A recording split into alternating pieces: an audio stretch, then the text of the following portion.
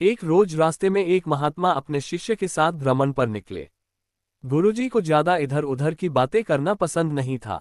कम बोलना और शांतिपूर्वक अपना कर्म करना ही गुरु को प्रिय था। परंतु शिष्य बहुत चपल था, उसे हमेशा इधर उधर की बातें ही सूझती, उसे दूसरों की बातों में बड़ा ही आनंद आता था। चलते हुए जब वो तालाब से होकर गुजर रहे थे तो उन्होंने देखा कि एक धीवर नदी में जाल डाले हुए है। शिष्य ये सब देख खड़ा हो गया और धीवर को अहिंसा परमो धर्म का उपदेश देने लगा।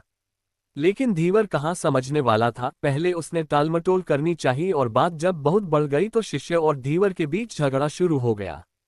ये झगड़ा देख गुरुजी, जो उनसे बहुत आगे बढ़ गए थे, लौटे और शिष्य को अपने साथ चलने को कहा एवं शिष्य को पकड़कर ले चले।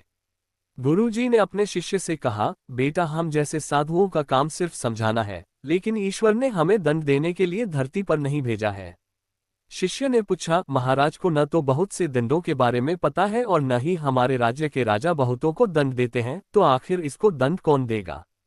शिष्य की इस बात का जवाब देते हुए गुरुजी ने कहा, बेटा, तुम निश्चिंत रहो, इसे भी दंड देने वाली एक अलौकिक शक्ति इस दुनिया में मौजूद है, जिसकी पहुंच सभी जगह है। ईश्वर की दृष्टि सब तरफ है और वो सब जगह पहुंच जाते हैं। इसलिए अभी तुम चलो, इस झगड़े में पड़ना गलत होगा, इसलिए इस झगड़े से दूर रहो। शिष्य गुरुजी की बात सुनकर संतुष्ट हो गया और उनके साथ चल दिया। इस बात को ठीक 2 वर्ष ही बीते थे कि एक दिन गुरुजी और शिष्य दोनों उसी तालाब से होकर गुजरे। शिष्य भी अब 2 साल पहले की वह धीवर वाली घटना भूल चुका था।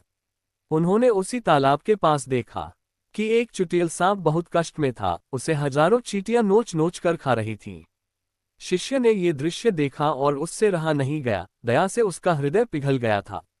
वह सर्प को चींटियों से बचाने के लिए जाने ही वाला था कि गुरुजी ने उसके हाथ पकड़ लिए और उसे जाने से मना करते हुए कहा, बेटा, इसे अपने कर्मों का फल भोगने दो।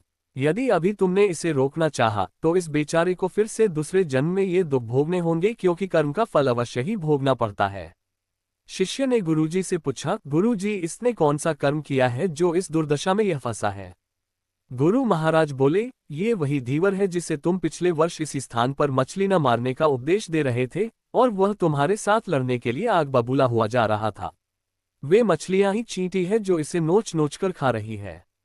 ये सुनते ही बड़े आश्चर्य से शिष्य ने कहा, गुरुजी, ये तो बड़ा ही विचित्र न्याय है।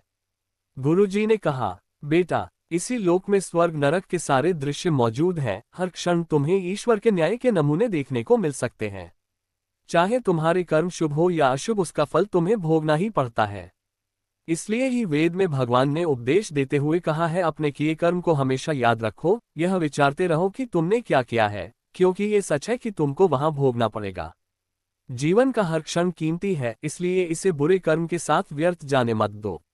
अपने खाते में हमेशा अच्छे कर्मों की बढ़ोतरी करो, क्योंकि तुम्हारे अच्छे कर्मों का परिणाम बहुत सुखद रूप से मिलेगा, इसका उल्टा भी उतना ही सही है। तुम्हारे बुरे कर्मों का फल भी एक दिन बुरे तरीके से भुगतना पड़ेगा। इसलिए कर्मों पर ध्यान दो, क्योंकि वो ईश्वर हमेशा न्याय ही करता है। शिष्य गुरुजी की बात स्पष्ट रूप से समझ चुका था। दोस्तों, हम चाहे इस बात पर विश्वास करें या नहीं, लेकिन ये 100% सच है कि ईश्वर हमेशा सही न्याय करते हैं और उनके न्याय करने का सीधा संबंध हमारे अपने कर्मों से है। यदि हमने अपने जीवन में बहुत अच्छे कर्म किए हैं या अच्छे कर्म कर रहे हैं तो उसी के अनुरूप ईश्वर हमारे साथ न्याय करेंगे। ये जीवन हमें इसलिए मिला है ताकि हम कुछ ऐसे कार्य करें जिसको देखकर ईश्वर की आंखों में भी हमारे प्रति प्रेम छलक उठे।